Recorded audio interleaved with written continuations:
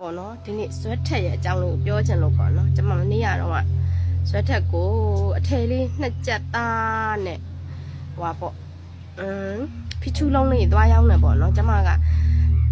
အဲ့မှာပဲကျွန်မ15ပဲရေစီးကိုသူတို့ပေးလိုက်တယ်ဈေး100ဈေးတဲ့16ပဲရေဈေးကိုသူတို့ကပေးတာ108သိန်းဈေးတဲ့ညီမက100အခောက်က130ကျော်နေရမလားတဲ့ပြောအမတဲ့ညီမတို့ဆိုင်ကတဲ့ရောင်းဈေးတောင်130မကျော်ပါဘူးမရဲ့တဲ့ညီမတို့ကတဲ့ပေါက်ဈေးတိုင်းဝယ်ပေးတာပါတဲ့โอเคဟုတ်မှာပါလေဆိုပြီးတော့ညီမရောင်းခဲ့လိုက်တဲ့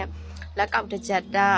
လက်စွပ်လက်မယားနဲ့ကပဲတစ်ချက်တာရောင်းခဲ့လိုက်ရောင်းခဲ့လိုက်တယ်အမရဲ့15ပဲရေဆိုလဲသူတို့100ဈေးနဲ့ရှင်းပေးခဲ့တယ်ဟုတ်ပြီအဲ့မှာကျွန်မရောင်းခဲ့လိုက်တယ်ရောင်းပြီးတော့ကျွန်မငွေလိုနေရလောက်တော့ငွေလိုနေတော့တခါကျွန်မဒီဘက်ကစိုင်သေးသေးလေးနော်မြင့်ရတနာဦးမှာကျွန်မတစ်ချက်ခွဲတာကျွန်မထက်ရောင်းတယ်မြင့်ရတနာဦးစိုင်သေးသေးလေးရတောင်းမှာပဲရွှေကိုပေါက်ဈေးတိုင်းပေးနိုင်နေတာခင်ဗျားတို့ဇွဲထက်ကဘာလို့မပေးနိုင်တာတော့ကျွန်မပြောတာကျွန်မတို့အခြေခံလူဒန်းသားတွေကတစ်ချက်တစ်ပြားကစ1900စစုပြီးမှဒီရွှေလေးတွေကိုလှုပ်ထားတာအဲ့လိုမလှုပ်ပါနဲ့ပေါက်ဈေးကိုပေးဝယ်ပါကျွန်မမြင့်ရတနာဦးမနေ့ကတော့ခင်ဗျားတို့ဆိုင်ရပြန်မြင့်ရတနာဦးဆိုင်ကိုကျွန်မတန်းပြီးသွားရောင်းတာနော်15ပဲရေကိုကျွန်မကိုဝယ်ပေးလိုက်တာ104သိန်းဈေးနဲ့ကျွန်မကိုဝယ်ပေးလိုက်တယ်အခောက်ကို112သိန်းဈေးနဲ့ကျွန်မကိုဝယ်ပေးလိုက်တယ်မဲတစ်ချက်သားကိုကျွန်မ4သိန်းတောင်နာခဲ့တယ်2သိန်း4သိန်းတောင်နာခဲ့တယ်အမေနှစ်ချက်သားဆိုတော့ကျွန်မ8သိန်းနာခဲ့တယ်ဒါဖီချူလုံးလေးတွေမပါသေးဘူးအဲ့လိုမလုပ်ပါနဲ့နော်ကျွန်မတို့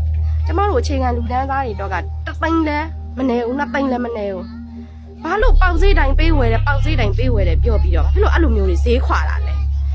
မနဲ့နေညမခွာအောင်နော်ကျွန်မဇွဲထက်ကအပြန်10မိနစ်15မိနစ်လောက်ချပြီးကျွန်မမြင့်ရတနာဦးမှာသွားရောက်တာမြင့်ရတနာဦးဆိုင်ကဆိုင်ပေါက်စာလေးနော်အမားတို့လိုဆိုင်အကြီးကြီးမဟုတ်ဘူး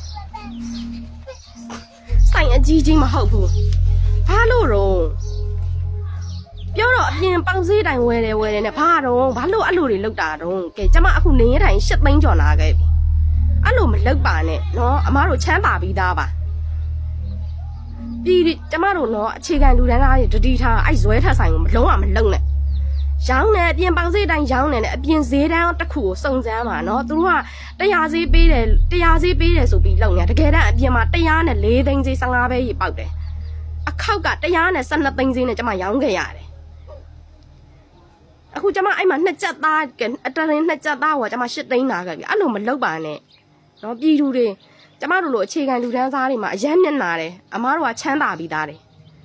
မစားပါနဲ့မလောက်ပါနဲ့ပြီးရင်ပြည်သူတွေနော်ဇွဲထက်မှာလုံးဝမရောင်းမဝယ်ပါနဲ့မရောင်းပါနဲ့ကျမခံရပေါင်းများနေပြီကျမဆော့ဆော့ပြောတာမပြီးသေးလို့ပေါ့နော်ထက်တက်ဒီမဲ့ကျမတို့ကလေရောတဲ့လက်ခါဆိုလဲရောတဲ့လက်ခါကိုပိုင်းပေးနိုင်တဲ့ဈေးနဲ့ဝယ်ခဲ့ပြီသိလားဘာဖြစ်လို့အဲ့လိုတွေထက်ပြီးတော့နှုတ်နေရလဲကျမတို့ကယုံကြည်လို့အမားတို့ဆိုင်ကိုအားပေးထားတာလေယုံကြည်လို့အားပေးထားတာလေဒီမဲ့ကျမတို့လေလူတွေကလည်းလေ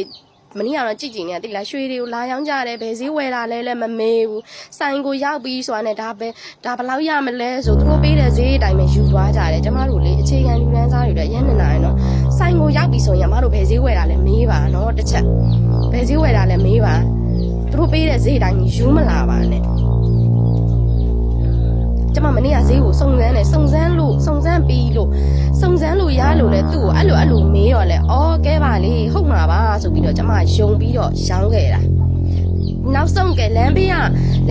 ရွှေငွေဝယ်တီးဆိုတဲ့ဆိုင်မှာရောင်းရင်တော့အနည်းဆုံးသူ့ထက်2သိန်း3သိန်းတော့ကျမပိုရမှာရှင်ပြောရရင်ကျမတော်တော်ခံရတယ်သိလားတော်တော်ခံရတယ်ကျမစိတ်ထဲနဲ့တော်တော်ကိုခံပြင်းနေရခွာလို့ရတယ်သူများလည်းခွာတယ်ရောင်းစဝယ်ကြီးခွာတယ်3သိန်းခွာလားခွာဒါကြည်နဲ့တယ်လေဘာဖြစ်လို့အဲ့လောက်ကြီးကြတော့လှုပ်ရတာလဲမသိ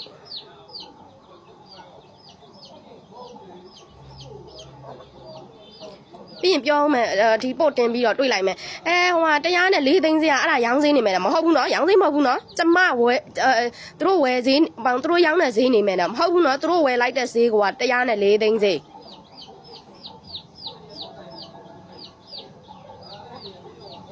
တော်ပြီလေရောတဲ့လက်ခါယူရောင်းဈေးဝယ်ဈေးခွာတော်ပြီလေပေါက်ရင်ပေါက်ဈေးလေးတော့ပေးမှာပေါ့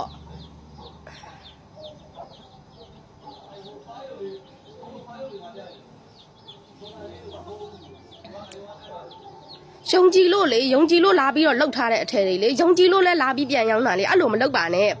နော်ဇွဲထက်ပိုင်ရှင်မြင်ပါစေနော်ဒီပို့ပြီးရင်ကျမတို့အခြေခံလူတန်းစားတွေလည်းနော်တတိထားနော်တတိထားကျမတို့အခြေခံဒီမဲ့အမကြီးတို့ချမ်းသာတဲ့သူတွေအတွက်ကတော့ပတ်စံ8သိန်းနဲ့မဟုတ်ဘူးပေါ့ကျမတို့မှဒီမဲ့1900စပြီးစုပြီးတော့မှဝယ်ထားတာအခုဒီရွှေဈေးတန်းကြီးနဲ့ဆိုရင်ဝယ်နိုင်ဖို့ကမလွယ်ဘူးအဲ့လိုမလုပ်ပါနဲ့နော်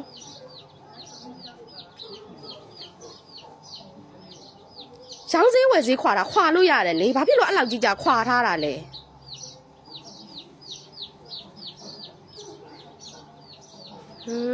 ပြောရင်းနဲ့ကိုဒေါသတွေကထွက်လာပြီယုံကြည်မှုကိုတက်တက်ကိုယုံကြည်လို့မရတဲ့ဆိုင်ထဲမှာဇွဲထက်ကထိတ်ဆုံးအောင်ပါနေတာ